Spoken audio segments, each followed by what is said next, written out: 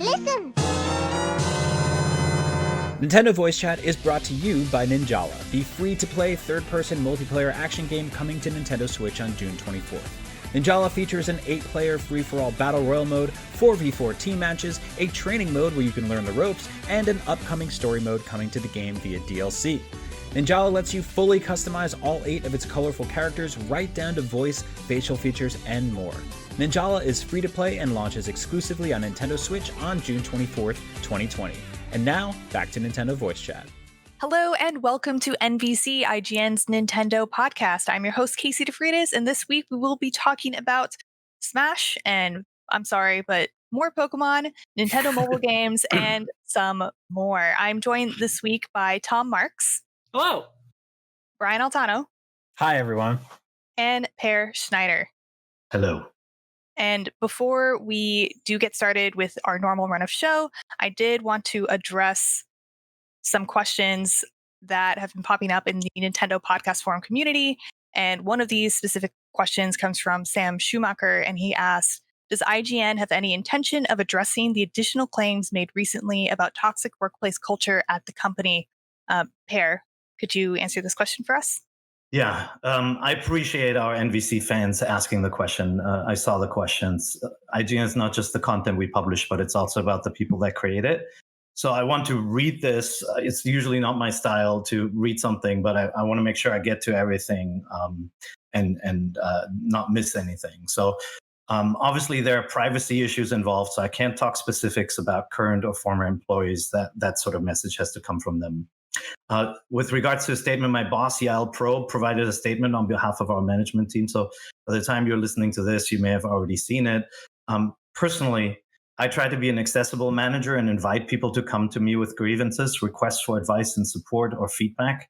If any employee, past or present, felt like they couldn't approach me or that I didn't treat their concerns with anything but immediacy and thoughtfulness, I'm sorry. I strive to make the best decisions to resolve challenges, but I'm never done listening and learning. So we made a lot of changes to IGN a few years back to ensure that we provide a more positive work environment to all of our employees. That included major staff changes. And for example, 360 manager reviews, which allow for anonymous feedback if someone's not comfortable to chat directly with their manager for any reason. I moved out of an office into an open floor space in the office to be more personally involved with everyone too. We've got annual training and sexual harassment training courses for all, not just for new employees. And we're rolling out more manager training. And we're continuing to look at other available resources that make sure our training is as thorough and as responsible as possible. Some things I spotted and tried to fix through coaching or staffing changes. Others I unfortunately wasn't aware of until recently. It's the latter that I'm focusing on so that I can do a better job for our team as a whole in the future. I recently reached out to a few people who were recounting experiences 4 years ago on social media that weren't known to me. For example, there was an account about mishandling a news story that went against our editorial policies. And Tina, our EIC, reached out to the parties involved and acknowledged and corrected the past failure in process. I feel really good about the team we have in place now and have been at IGN in the last few years. I know it's not always easy to see the direct change or how it's impacted our culture and our work, but I hope the changes we made and are still making help us continue to evolve as managers and as an organization. Thank you, everyone. Thank you very much for addressing that, Peer. I appreciate it. And I do want to say I appreciate our community for holding us accountable and asking these questions and caring. It means a lot. And with that, I want to move on to the show because I know there are a lot of you who look forward to talking and hearing about Nintendo news for the week. So I wanted to get on to some more lighthearted news to maybe take you away from all the other stuff that might be in your life that you're not looking forward to. Like all of it. Yeah, like the whole world, everything is on fire. But that's okay because we get to talk about Min Min coming to Smash. So, Min Min. Unexpected. Very unexpected. That character.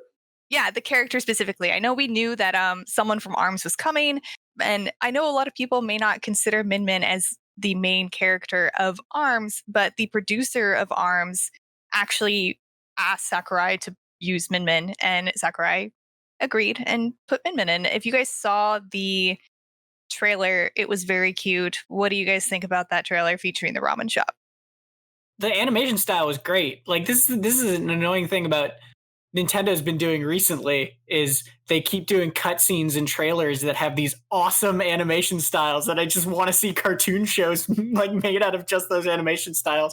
Like Brian, you'll agree all the Link's Awakening stuff, right? Like, oh my god, yeah, no, you're totally right. I feel like a lot of the window dressing around a lot of their big games could totally live and exist as its own form of media. I mean, there was that rumor a couple years ago about them like partnering with Netflix on stuff.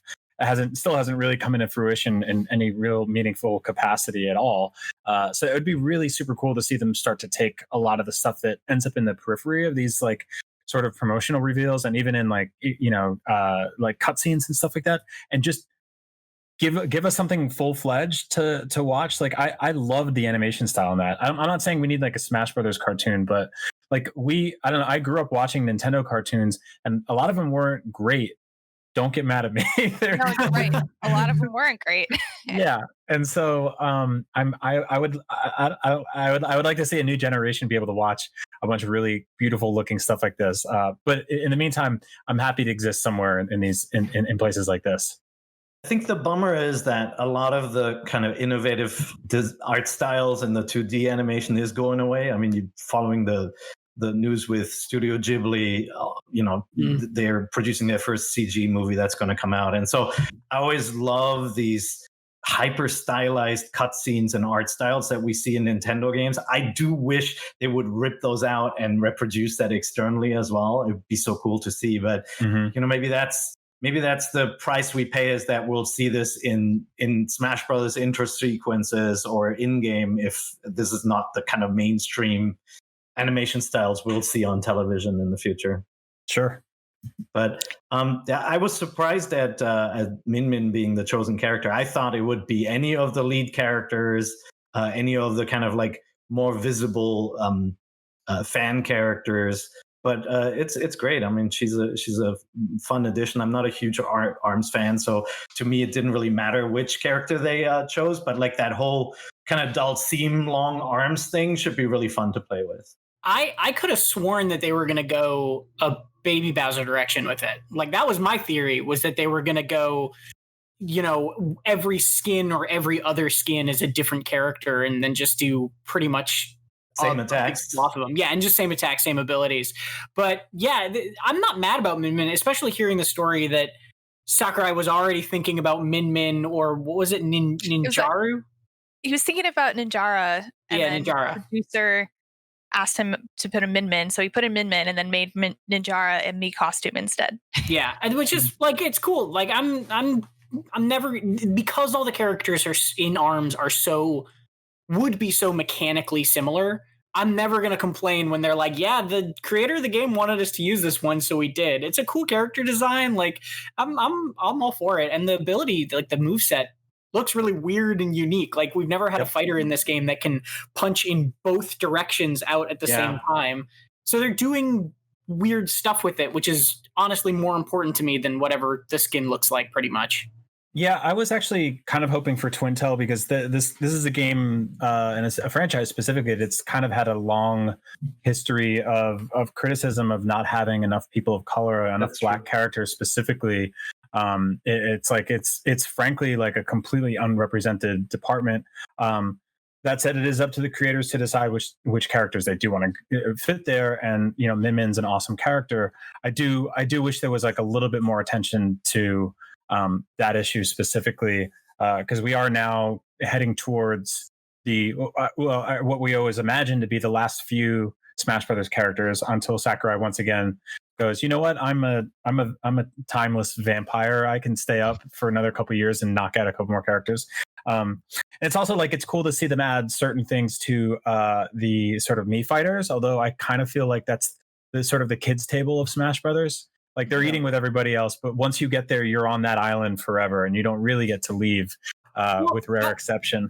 That was a funny little thing that they also said they're doing, which is if you own the Mii fighter costumes for certain characters that already have spirit fights, the spirit fight will change so that instead of fighting like a character that like vaguely looks like Cuphead, you'll be fighting a Mii fighter who looks like Cuphead.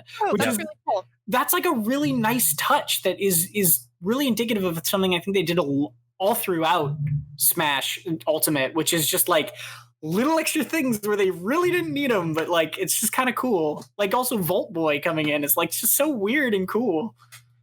Yeah, it continues to be this just like gigantic celebration of all things video games, and I think that there is a kids table at that celebration, but I'm glad it's a table to begin with.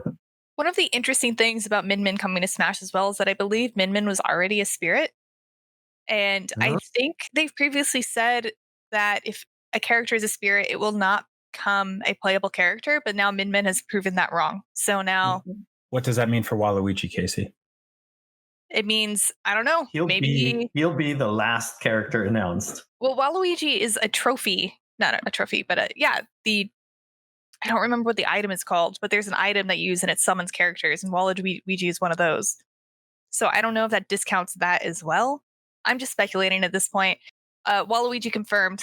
There we go. No speculation. I'm kidding. I honestly think, Casey, whatever the rules are, if Sakurai decides to break them, he'll just break them, right? If he felt an assist isn't something that keeps him from adding a character, he's just going to do it. And I implore you all to watch the actual direct where he presented Min Min, because he does the whole thing from inside his house and talks about how he has 2 TVs so that when his friends come over, they have their own TV to play games on. And I think that's delightful. And I do the same thing. So I'm with you there, Sakurai. But it was a cool presentation. And we haven't been able to play as Min Min yet because she's not available until the 29th, which is next Monday. But from what we know so far is that she excels at long-range attacks and will do well against heavy characters, but maybe not so well against light characters that spend a lot of time in the air. And something that Tom mentioned is that we are also getting the new Mii Fighter costumes, including Vault Boy from Fallout, and then Callie Marie from Splatoon, and Ninjala from ARMS as well. And in the same presentation, they announced new Smash amiibo, including Joker, which is coming sometime this year. So we will be getting amiibo and hero from Dragon Quest XI. So we will be getting more amiibo for every DLC fighter. It sure has slowed down. I know you guys don't care, but the Joker one looks great. It does look really good. The Joker one looks super good. The Joker one is such a good example of like when they could have, like they've gone back and forth with this. They've gotten better on it on the whole, at it on the whole. But those little supports, like sometimes it'll just be an ugly little clear plastic rod, and other times it'll be like a cool thing. And this one is so cool. It's like the flames holding them up. It's awesome. I'm totally into it. Yeah, I'm loving it. This is the first amiibo I've wanted to buy in a long time. It does look really great. And I also wanted to ask, are you guys still playing Smash? Do you play again whenever new characters come out, or are you just kind of, is it a party game? My kids beat the crap out of me every time a new character comes out. So yes, but I haven't touched it in ages, I gotta say. I play when this hasn't happened in a long time, but I play when a friend or two basically comes over, and like that's a game we'll play when we're hanging out. But otherwise, does that happen a lot? No, not anymore. A lot of friends come over? Not anymore. But at the time, in a brighter past. I like the idea of somebody standing outside of your window with like a mask on and holding their own controller. It's doable. It is. It is doable. It's totally doable. But no, honestly, same. I usually don't boot up Smash unless a new character is coming out, and then I like might mess around with it for a day or two. But otherwise, I only play Smash when there's a gathering of people, but that's inevitable, right? Like Smash is always a game that we pull out whenever there's more than like 2 of us, and we will play every time. So I don't think Smash is going to go away just because it's a prolific multiplayer game that everyone likes. Yeah. And Casey, I'll say too, you touched on this very, very briefly, but the amount of sort of like detailed zoom ins people did on Sakurai's apartment or home or was amazing. Like they actually found the exact couch. Yeah. And like they pulled up the price tag on it and they're like, it's such a nice couch. They zoomed in on his entertainment center. That entire section of consoles down there are all the micro versions of consoles released over the years. I thought they were like actual scale, but it's the NES Classic, SNES, the Genesis with everything plugged into it and everything like that. So yeah, it's super cool to see. That's honestly like one of the silver linings of this entire pandemic has been getting a slightly more personal look at people's homes and home offices and game rooms and stuff like that. And Nintendo historically has been like, and a bunch of us have toured their offices. Like they're pretty corporate and pretty buttoned up. They don't really, there's not a ton of like crazy wall art anywhere. So to get a look at like one of, I would say, the most legendary video game designers ever's sort of like living room it was really cool. I definitely want to see more of that, and I hope that, like, I don't know what Nintendo's weird summary E3 shaped plans are going to be when they ever do a direct or anything like that again. But I hope we get to see more stuff like that. That'd be really awesome. Yeah, I completely agree. I think it was really neat, and I'm gonna go check out that couch because it looked like a reclining couch, and I highly recommend those. But yeah, that's about all we have to talk about Min Min. I'm sure we'll talk about her again once we've been able to play her next week. So let's move on to the next topic. Nintendo is reportedly stepping away from mobile games. This is a big, interesting topic considering all of Nintendo's past efforts in mobile gaming. But at Bloomberg's reports, I don't even know. Bloomberg reports that Nintendo has been underwhelmed by its financial performance on mobile. And after the huge success of Animal Crossing, Nintendo will fully concentrate on developing games for the Switch. Analyst Sirkin Toto told Bloomberg that since the release of Mario Kart Tour in fall 2019, Nintendo's mobile pipeline is empty. The analyst added that the huge success of Switch has reduced the need and the pressure to create mobile game successes in the company. So I wanted to know, like, first gut reactions from you. First reaction is, I don't think they're done completely. Right. Yeah, this is cyclical, obviously. Brian, but go ahead. No, I was gonna. You're totally right. I think it's like a cyclical business, and I think in the same way we thought we were done with motion controls and stuff like that, they always sort of come back. And I don't know. I encourage Nintendo to experiment with stuff like that, because I think there's a lot of times with a lot of things in the video game industry where you think you've gone through it all. I mean, VR died 4 or 5 times, and even Nintendo, dipped a toe into it. And so, yeah, I think it'll return. I think you're right. I think what's important to note about the mobile business is that, for every company that you hear about that has a success with a Candy Crush or Clash of Clans or something like that, they've released multiple games. Not everybody has a perfect track record. Some games that have floundered, then they worked on those games and adjusted the monetization models to make them successes over time. But there's nobody who's just a hit factory and keeps on repeating hit after hit.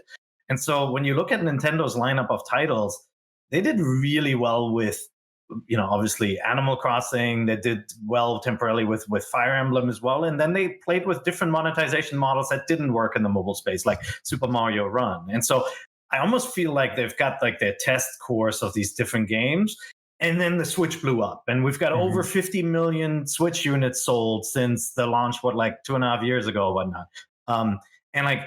I don't think they were expecting that. I think they caved to shareholder pressure to start their mobile business. It's something that Iwata always disagreed with, if you recall the comments from him. He doesn't like the idea of devaluing play experiences and making them cheaper.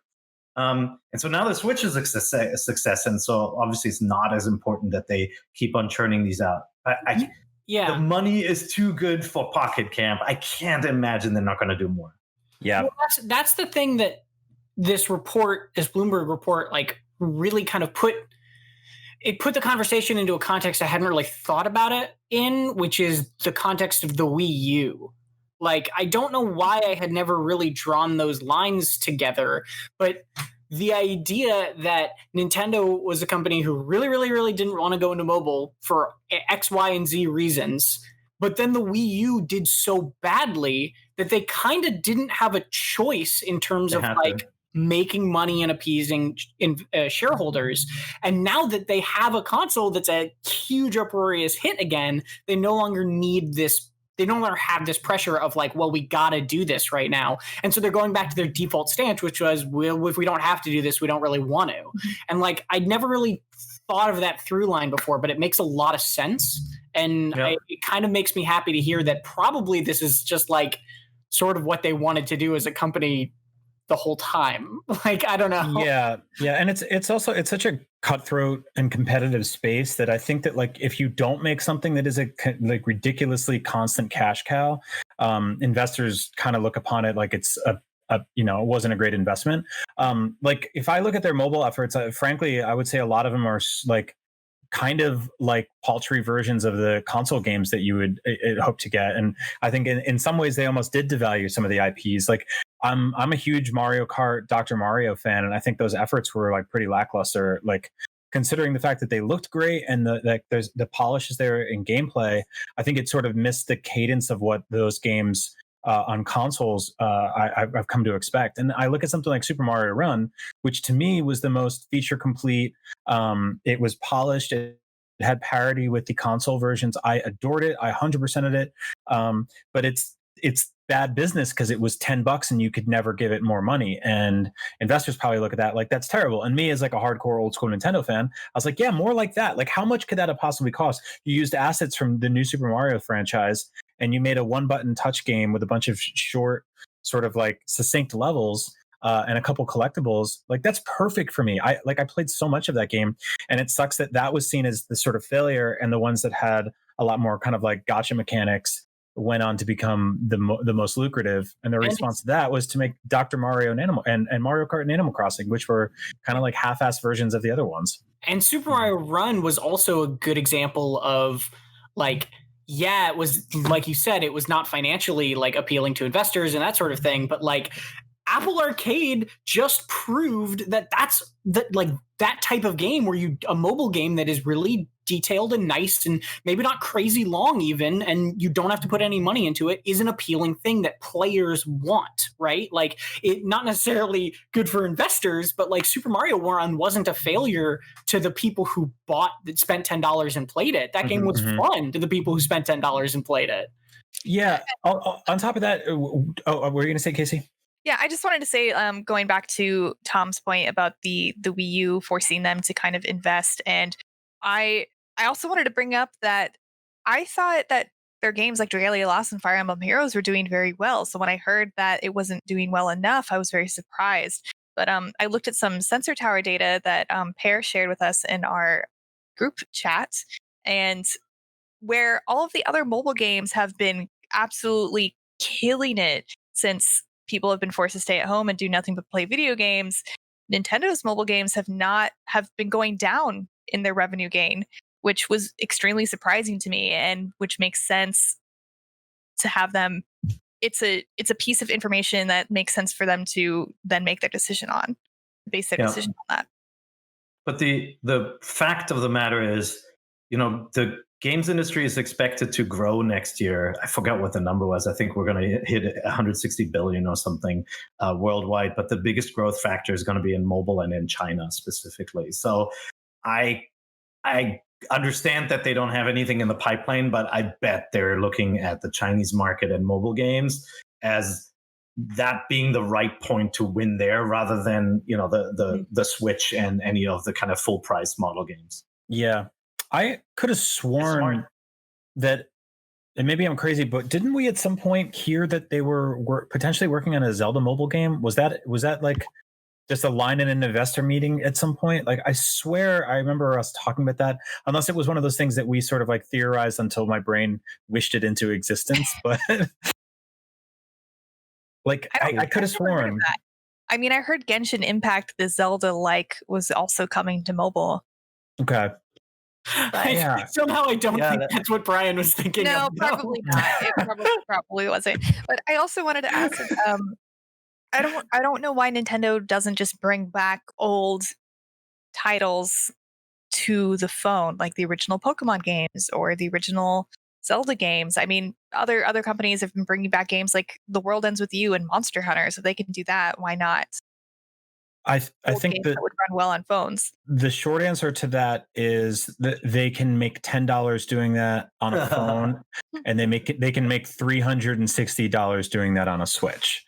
Like, I think they've gone on the record to say that in the past, and obviously opinions change over time. So whatever they said 5 years ago doesn't have to apply. But I think Nintendo is very, very nervous about the notion that anyone says, "Oh, I never have to buy this because I'll eventually get all of Nintendo's classics," right? And Nintendo wants to make sure that you don't use emulation, you don't, play stuff on mobile, you don't play knockoffs to get the real thing. You need the Nintendo Switch, you get your Mario Brothers and Link to the Past and all of that on that machine. So I think that's just more of an ideological decision. Because they could charge, like Square charges a lot for their classics on mobile, and they have had successes with it. So they could take that model. I think they just don't want to. I think I know at least one person in this panel right now who would buy the games twice on both their Switch and mobile, but I guess not everyone is like that person. Guilty. But so yeah, I guess I kind of understand, but I mean, that's what I wanted as a Nintendo fan. I just want the classic Nintendo games on my phone, but then I guess I wouldn't have a reason to bring my Switch everywhere. So I guess I understand. And to finish off this topic, this is a question block question moved up from Alex Simmons. And they ask, could Nintendo be making a mistake stepping away from mobile games? The success of the Switch is grand and all, but it comes after the flop of the Wii U, which came after the successful Wii, which came after the flop of the GameCube. Nintendo seems to be in a cycle of boom and bust. A revenue stream from mobile could smooth out the cycle. No, especially now that they've consolidated their handheld and console lines into one unit. I think that Alex is completely correct. I mean, Nintendo and every company really is only as strong as their last hit. And you guys were totally right in that, like they pivoted to mobile because the Wii U wasn't doing well, and then the 3DS was fairly strong, and then the Switch came out and changed everything. But we are launching, new consoles are launching this year, and we're seeing a boom with the Switch right now, obviously, especially with people sheltering in place. But eventually the interest on that system is going to wane, as it does with everything. And then people want to know what's next. And a good sort of bridge between this generation and whatever, I don't even know, they're in a different generation than anyone. Yeah, the Nintendo generation. They're Gen 8. The Switch is the same generation technically as Wii U. That's the thought, because it's a merger of handhelds and stuff. So the Switch 2 will be Gen 9 with the Series X and the PS5. What do you mean the thought? According to who? According to the people. Who are the people? So okay, it's funny.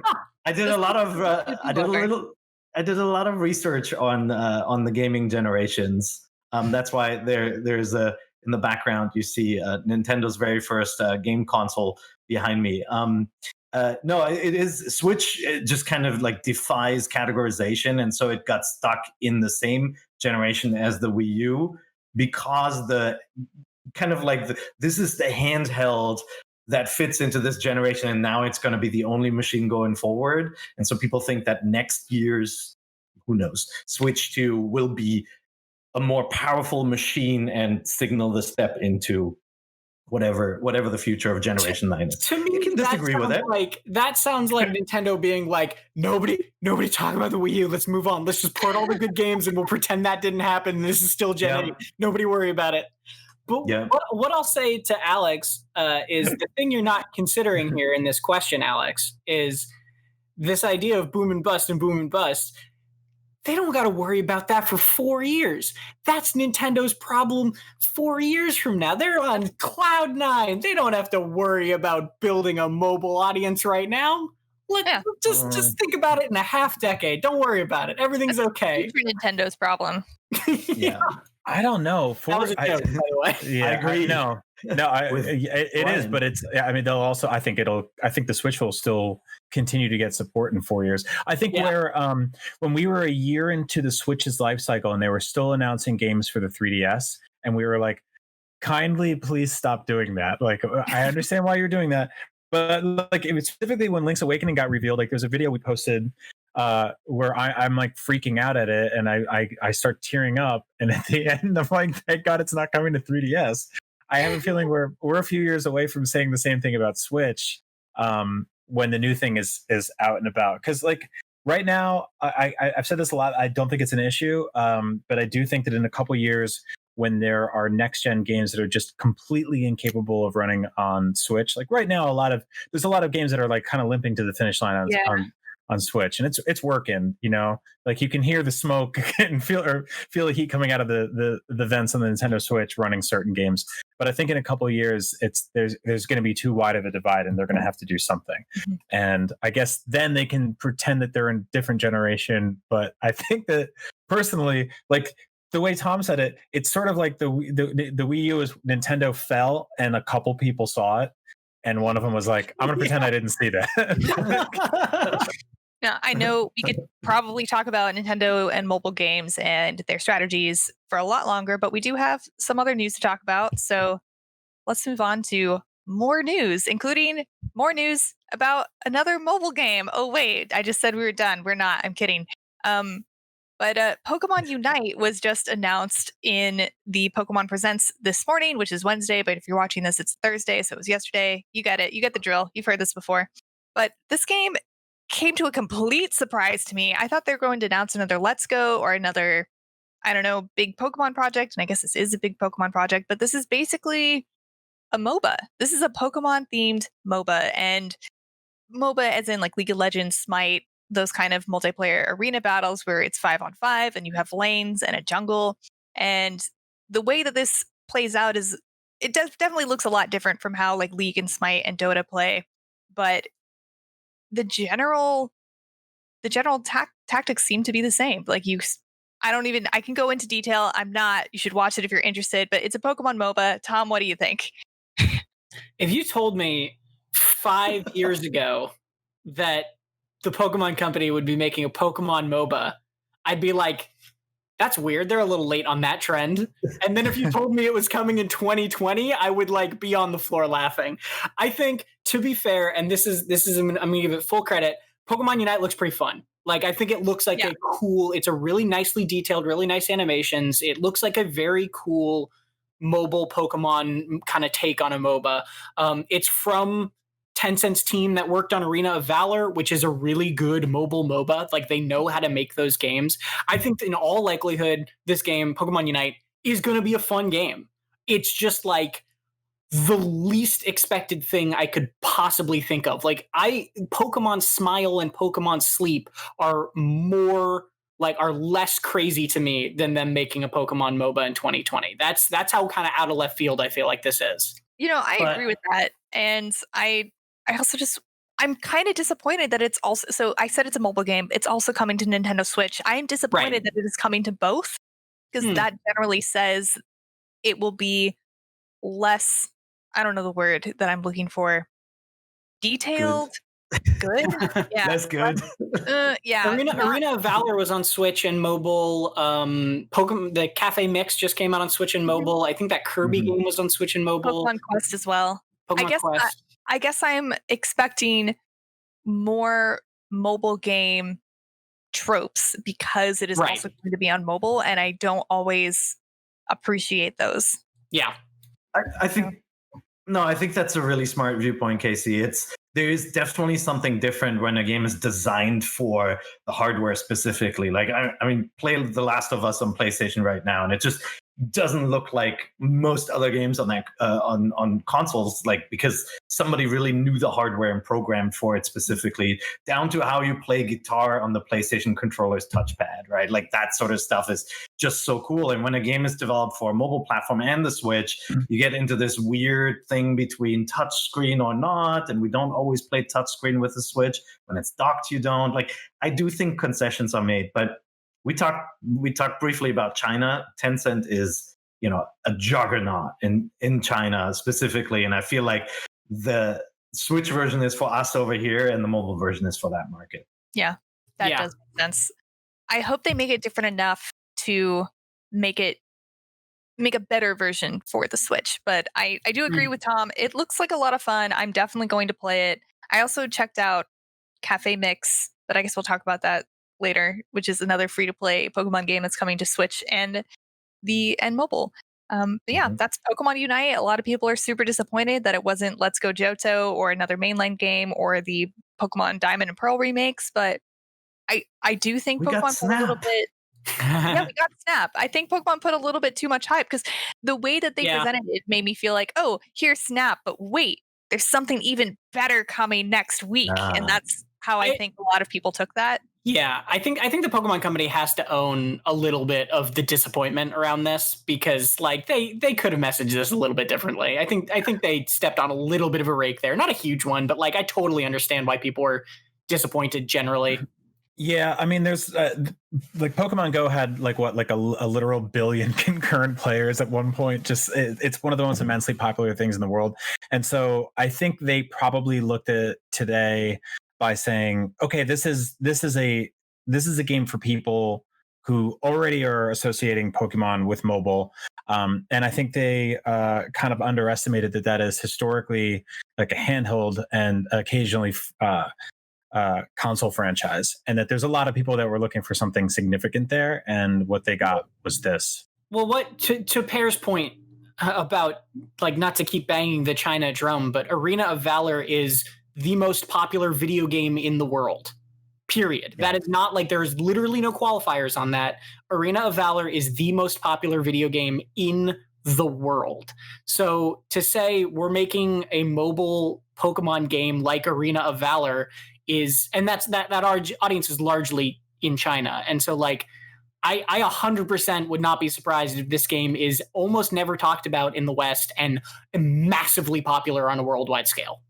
Yeah, and talking about mobile game companies' track record, right? This is the company that made COD Mobile too. So this is not an indie effort or kind of farmed out to a team that doesn't know what it's doing on that platform.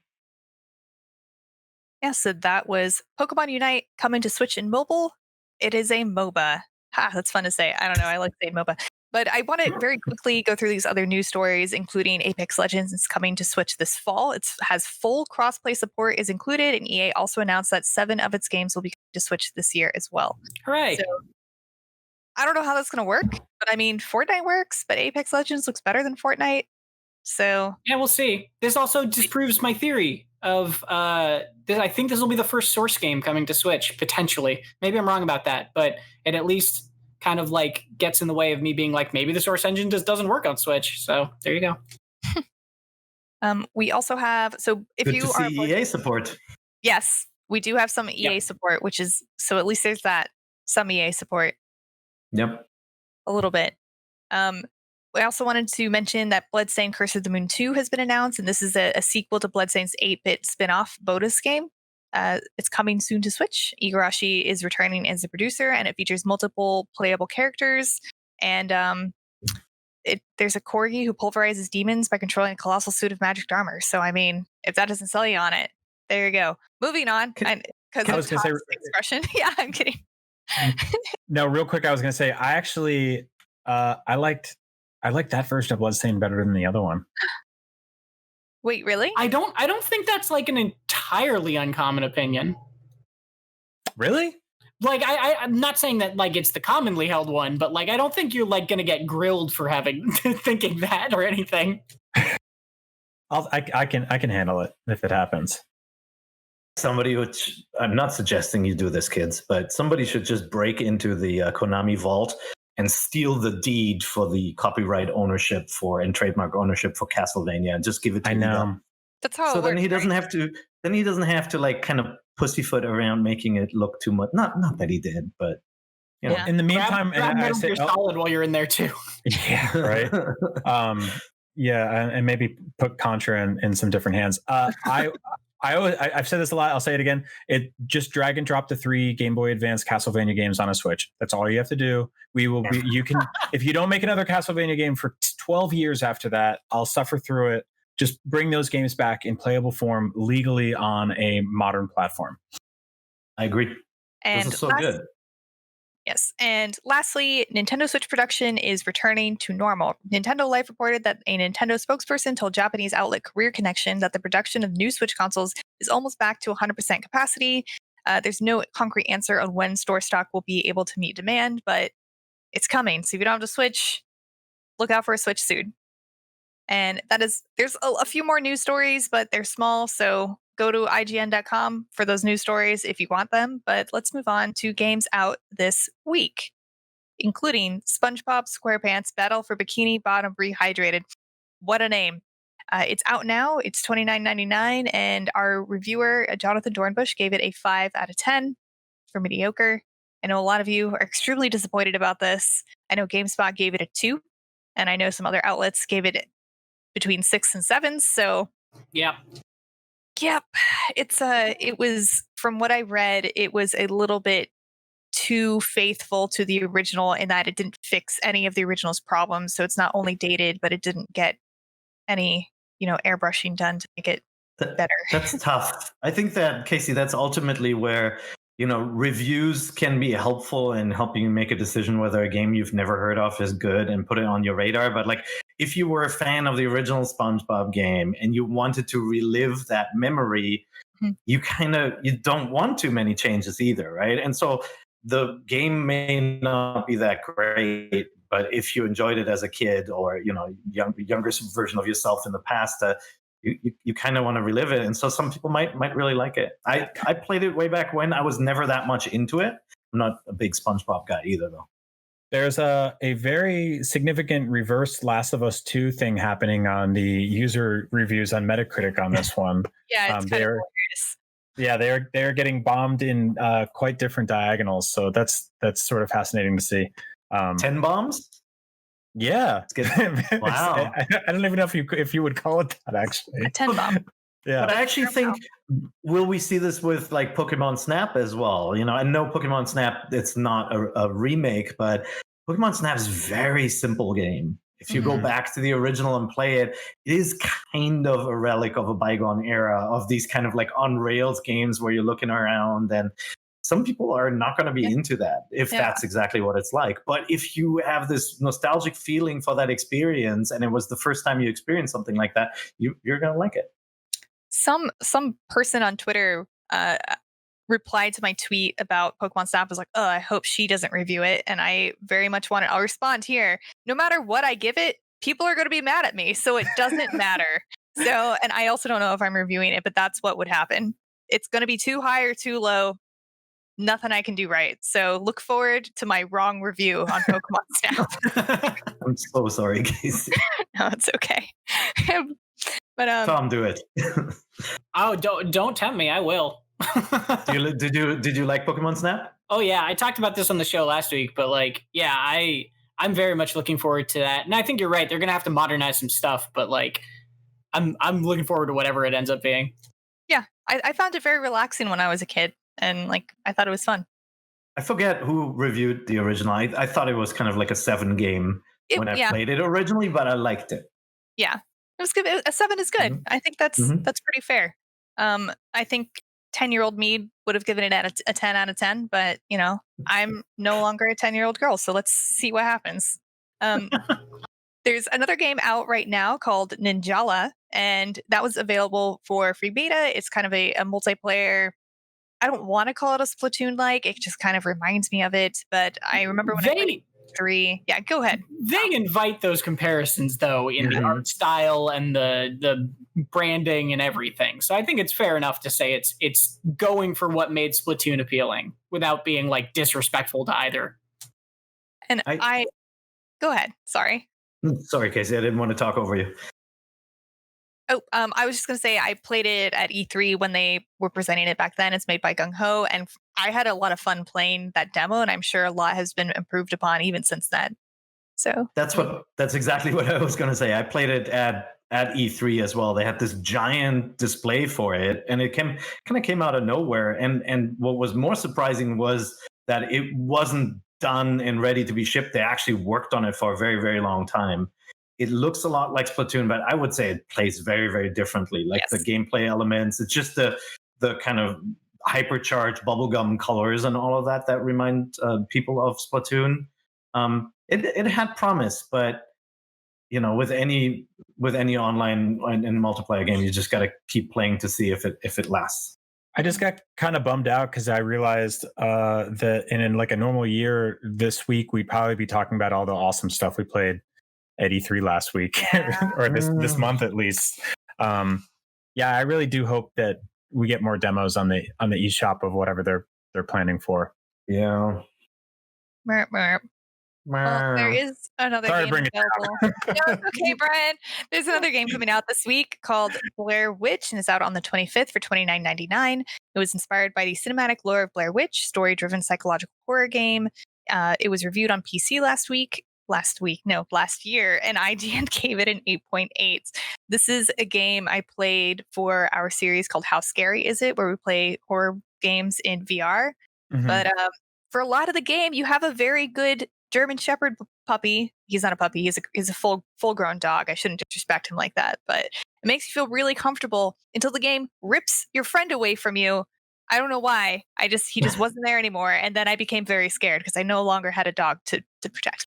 Yeah, But- I finished this game on Xbox Game Pass because I'm a huge horror fan, and it's I wasn't crazy about it. I think that it did a really excellent job of sort of replicating the delirium on display in Blair Witch in terms of being lost in the woods, and I don't really know if that's something that makes for a fun game. Like running around in circles and getting lost in a movie is sort of interesting because you get to watch it through the perspective of someone who's horrified. But when you're doing it yourself in the video game, and you have to keep asking your dog for clues when your dog leaves, it does get a little bit cumbersome. There's also like a lot of really weirdly needless backstory in this, with like flashbacks that take place outside of the woods, sort of padding out specific characters. So yeah, it's a very odd game. I'm glad it's on Switch because I want to see more games like this on Switch, but I wasn't totally in love with this one specifically. We'll have to talk about horror movies after this. I didn't know you're a big horror fan. Oh hell yeah. But now those are all the games that we thought were worth mentioning that are out this week. But now let's move on. Oh, yes, Tom? Could I shout out one more? Go for it. Me too. Oh no. I think I know what yours is, Brian. Which one? You go ahead. You go first. Oh, this is awkward. I was going to shout out one called Brigandine. Definitely not mine. Yeah, I didn't think so. This one's called Brigandine: The Legend of Runergia. Runergia? I don't know. It's $50. It came out or coming out on the 25th.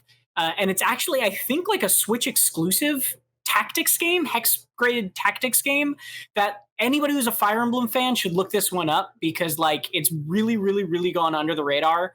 And it is, I haven't played it myself, but it like looks really cool and I think is worth checking out for any Fire Emblem fan. So Brigandine. Very cool. I'm still behind on some of the new games. Like I haven't seen what Burnout looks like on the Switch. Me neither. Star Wars Episode 1 Racer, all of that. Speaking of nostalgia. Yeah. What was your game, Brian? I bet Tom thinks it's Star Wars Episode 1 Racer. It was what I thought it was. No. It's a good guess. I should grab that. It's actually Ruiner. Oh, Ruiner. Yeah. Which just came out recently on Switch. And it's a game I enjoyed a lot on consoles and PC. It's a sort of top-down cyberpunk action game with bullet time and like a really cool dash mechanic. And it's like a little bit Hotline Miami-ish, a little bit Robotron-ish. And I super dig it. The music is effing awesome. And I'm really happy it's on Switch now. I think we didn't give it the highest review. I think we gave it a 6 out of 10. Damon reviewed it. I don't think he liked it that much. I think like a big part of it is definitely it kicks your butt a lot. But there's some pretty smart difficulty settings that you can apply if you really just want to like, just kill people and just annihilate stuff to a really awesome soundtrack. But yeah, in I played general, it a bunch too. Yeah, I dig it. Yeah, I'm super early in it, but just the look and the style is really, really cool. Mm-hmm. No, totally. Yeah, give it a shot. It's called Ruiner. It is a weird. Oh my God, my wife just made homemade cookies and brought me one. I got very distracted. I'm so sorry. I'd be distracted too. Sorry. Yeah, it's called Ruiner. Check it out. So we just talked about games out this week: Spongebob SquarePants, Battle for Bikini Bottom, Ninjala, Blair Witch, Ruiner, and Brigandine. Yeah. Cool. Now, those are games out this week. What are we actually playing this week? Peer, why don't we start with you? And keep in mind that we are running out of time. Okay, I'll go super fast. I'm, apart from playing The Last of Us and trying to get to the end of that, it's awesome. I kind of fell off Animal Crossing Xenoblade temporarily, but checked out two new games. One is called Summer in Mara, and one is Story of Seasons, Friends of Mineral Town. Weirdly, they're very, very similar. They're both kind of farming life sims. Summer in Mara is kind of like this charming indie game. It's very young focused. Like I would say it's kind of like a chore game for kids, kids who can read, where you're on this island and you have to complete tasks. You have to make tools. You have to cut down trees. You have to plant new trees when you cut down a tree. Remember, future. and it's well done. I wouldn't recommend it to over some of the other farming games. I'd say, although the style is a little bit more modern than Stardew Valley or Story of Seasons, but it's a cute little indie effort for kids. And then Story of Seasons, I saw Mr. Marks nodding. Obviously, this is a remake of Harvest Moon, Friends of Mineral Town, that debuted on the GBA. And it takes me back, man. It's like it's redone, but with all of the kind of, there's some quality of life improvements, but all of the kind of like the top-down perspective and like chore approach of harvesting and exploring your building out your farm and exploring towns. It is the original farming RPG series before farming games got hijacked by social games, or Stardew Valley did them best, I think. But it's so charming and so simple. What do you think, Tom? Did you play it? No, I haven't unfortunately played it quite yet because I've been not playing games with buttons yet. Oh no. But so go ahead, Bear. I'm sorry. No, it's like if you played it on GBA in the past and you know what to expect, it is a well done, cute port. But it is, if you're not someone who enjoys reading a lot of banter between characters in text format, very simple visuals, and planting turnips and harvesting them and putting them into boxes is not for you. It is definitely one of those games for people who love collecting and kind of building something over a long time. Brian, what games are you playing this week? This hardcore, I would say one of the most hardcore games to ever launch a Nintendo Switch is Jump Rope Challenge, and I've been playing a little bit of that every single day. Definitely one of the most difficult games I've ever played. No, you guys know, you probably covered this in the show. I haven't been on NVC in a minute, but the like a small pocket of developers at Nintendo kind of quietly in the evenings developed this like very cute, adorable, free exercise game on Switch. I think probably as sort of a make good that no one could buy Ring Fit in stores, and everybody was stuck at home and just getting yeah. cookies delivered to their desks. And so this has been a really fun one to just like boot up in the morning. It is one of the most simple video games I've ever played. It feels almost like a clicker game, but you have to use your whole body to play it. And yeah, have you guys played this game? I haven't played it. Really? I haven't played it. I downloaded it. Does that count? Demonstrate it for us, Pear. Downloading it is the version. It's equivalent to signing up for the gym and never going. That's how I felt. Yeah, and so super like literally the icon for it looks like it's written in Comic Sans. Like it's just like a crude drawing of a bunny, and you just grab your left and right Joy-Con. Yeah, there it is, and you pretend like you're doing jumps in your apartment, and it counts it, and you can switch costumes while you're jumping if you want. And it's just a rabbit wearing 6 different outfits, and it keeps score of how many jumps you do every single day. When you don't do jumps, it's like, why didn't you do the jumps? And the next day you do more jumps. And it's like, great, you did the most jumps ever. And the next day you're like, I'll never do that many jumps again. And you don't. And it's been really fun. So I enjoy that. That's been a good time. I'm also playing a game called Goblin Sword, which is just, I don't know. I have to look into this. There's this company that just straight up makes the most like almost procedurally generated generic 2D action platforming side-scrolling games. They are utterly hollow. They do not contain anything of worth in terms of like story or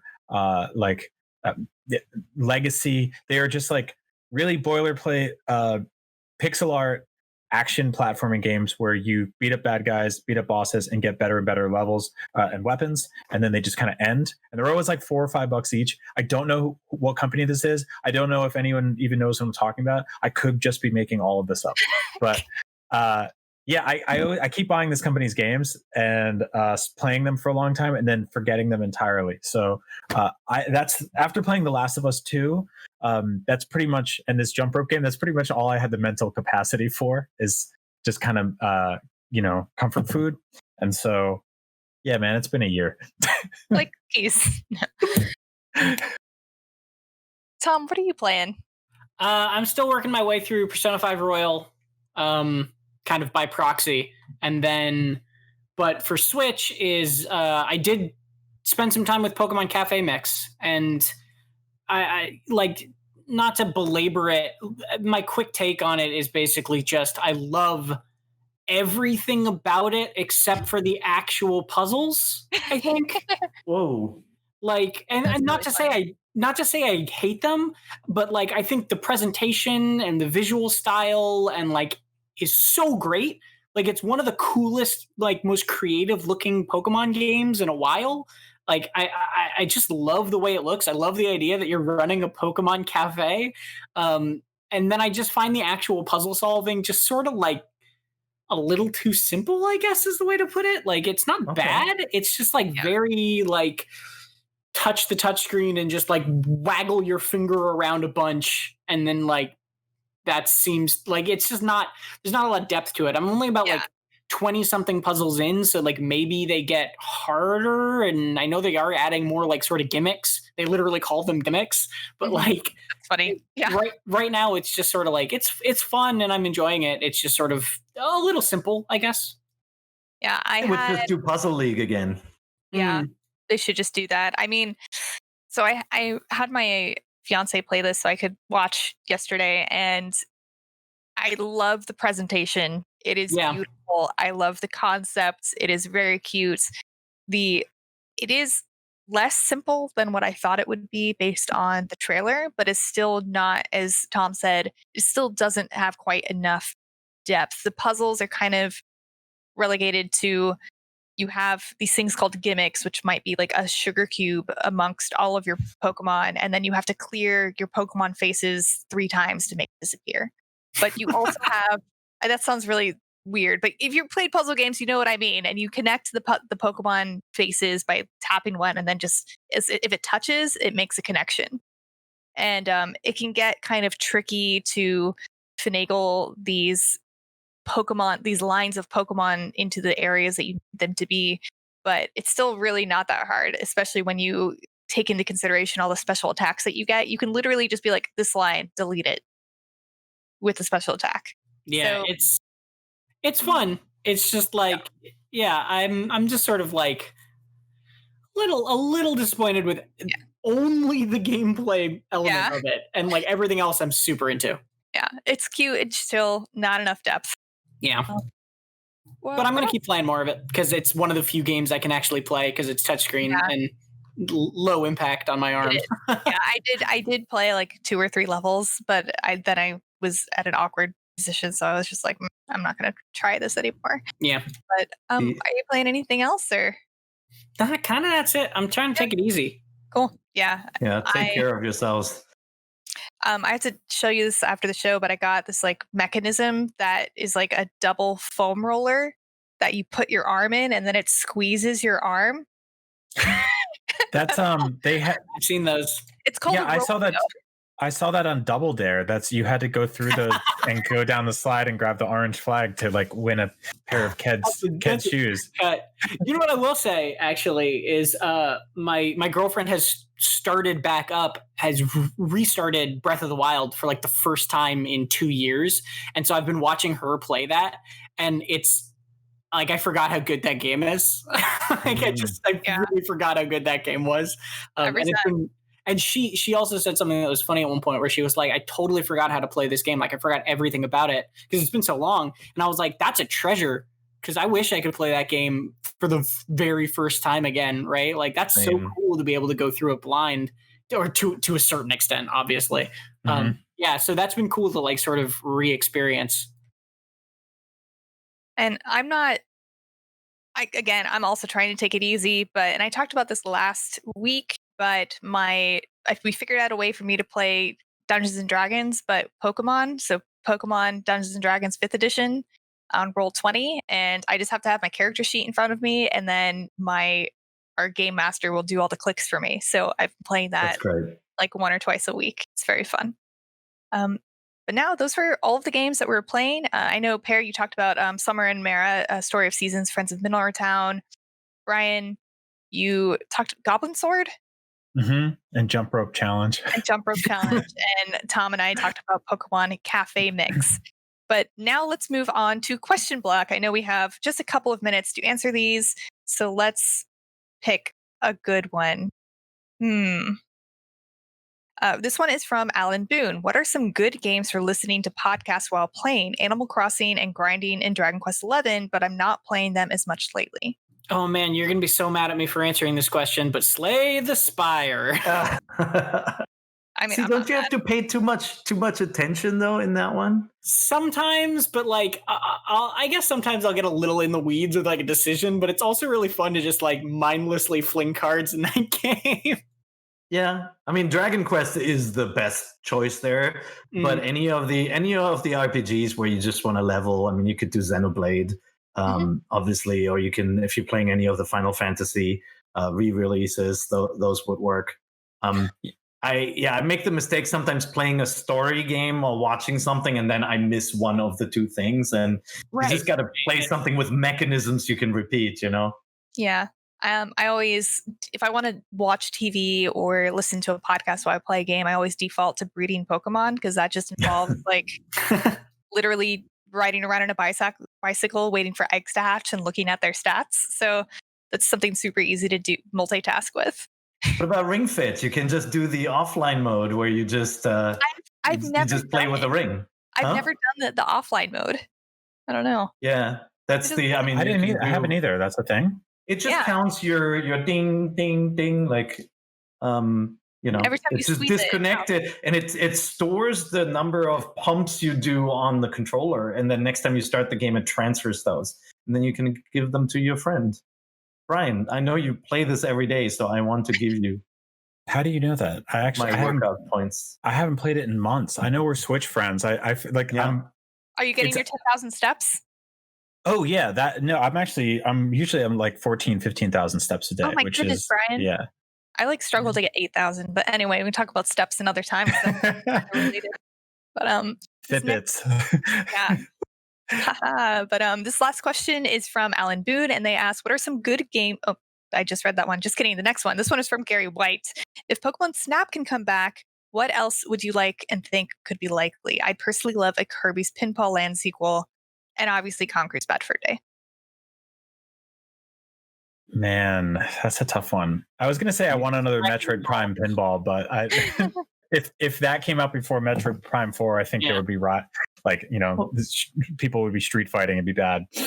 I just want them to visually upgrade Advance Wars and put it out on Switch. And then you guys know I'm a huge F-Zero fan. So, you know, if GX or X or any of these games came back in some form, I would actually love to see the original Star Fox done at 60 frames per second, by the way. Like, just do it with really simple shapes, but make it like buttery smooth and see what happens. No, honestly, look at like I was watching like HD gameplay of episode 1 Pod Racer before on Switch. Like they gave that game a HD remaster, sort of, or whatever that means, whatever you can do with a game like that, because they didn't overhaul it in any way. It's just all the same textures, but they're just like gorgeously bumped up. I'm totally with you. Taking a game like Star Fox 64 or Super Mario 64 and just letting it run like at max res on Switch would be, or max res that the Switch can possibly attain to, would be really awesome. You know, hearing about Kirby makes me think about the Kirby games I really liked on the DS and even the Game Boy. Was it the Game Boy Color or Game Boy Advance? But I played Kirby Tilt and Tumble, and I loved that game. And I also really liked Kirby's Rainbow Canvas. Canvas Curse. Canvas Curse. There we go. I was just thinking of the actual like rainbow line that you would run through stylus, and I think the Switch would be able to play both of those games really well. Mm-hmm. So I would love to see those games come back in some capacity. All right, here's going to be my real answer, because my joke answer was Iggy's Wrecking Balls, but I think I actually weirdly, Pokemon Snap coming back gives me a little bit more faith, and maybe one day we'll get a new F-Zero game. And you ready for the wild speculation part of this? For the Smash Bros. Min reveal trailer, they brought back the original voice actor of Captain Falcon to record dialogue for that trailer. Because he hadn't recorded dialogue since Sakurai said he hadn't recorded dialogue for the game since literally like the N64. They were using the same voice lines. And So that means that Nintendo's in contact with him, and therefore we could get an F-Zero game. Let the rumor mill begin. This is exactly what happened to us last week when we speculated about Pokemon Let's Go Johto. But it's fine. I like speculating. Hopefully it means something. Usually all it takes to make a new video game is to have a voice actor. It's true. That and a tremendously popular platform to put it on. Like, that's the other thing. Like, people asked for F-Zero games all through the Wii U era, and it's like, well, that's not happening, man. but like, here we are now. There's a chance. Who buys them? Like, I do, but like that's a sort of chicken and egg thing, though. That's like I think because we haven't had one in a long time, and because the ones we did have for a little while weren't spectacular outside of F-Zero GX and GameCube, like the GBA ones were pretty forgettable, and then just like made that franchise kind of drift away. No pun intended. And I don't know. It just feels like for racing, it's Horizon, it's Gran Turismo, it's Forza Horizon, Gran Turismo, Need for Speed. We'll see how Burnout does in the reboot. But then there's Sims that appeal to certain audiences. It feels like the cyber racing genre just kind of vanished. Well, I think it needs a shot in the arm, and I think you would have an entire generation of people tremendously excited on social media in the same way they were for Pokemon Snap. If Nintendo were to announce like a brand new F-Zero game that had some sort of retro aesthetic and had some sort of interesting hook or gimmick that differentiated it from all those other games that you mentioned. Also, all those games you mentioned aren't really, you can't play any of them on Switch.